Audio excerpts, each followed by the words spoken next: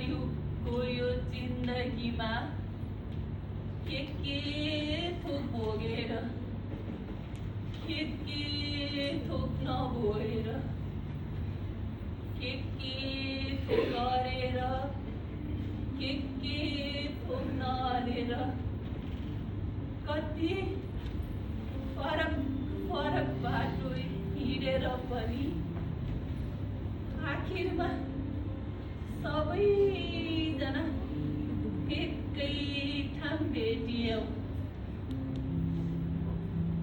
अलि अघिसम्म सुख सहेलले बसेकी जस्तो लागेकी यमुना पनि घर छाडेर यहीँ आइपुगिन्।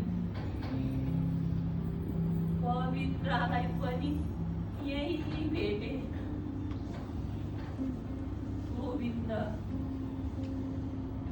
गोविन्दले आफ्नो जीवनमा के पाएनन्?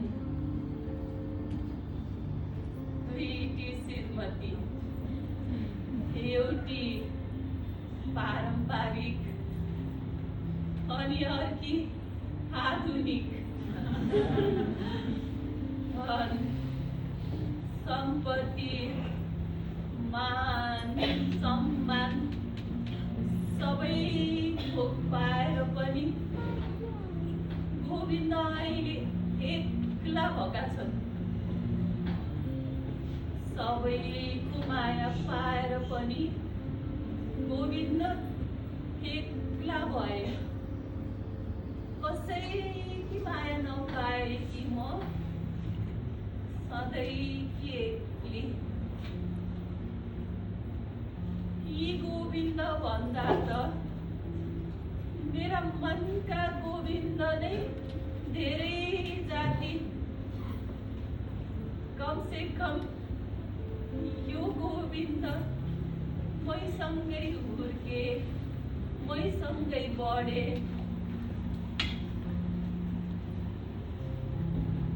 यो जिन्दगीमा मैले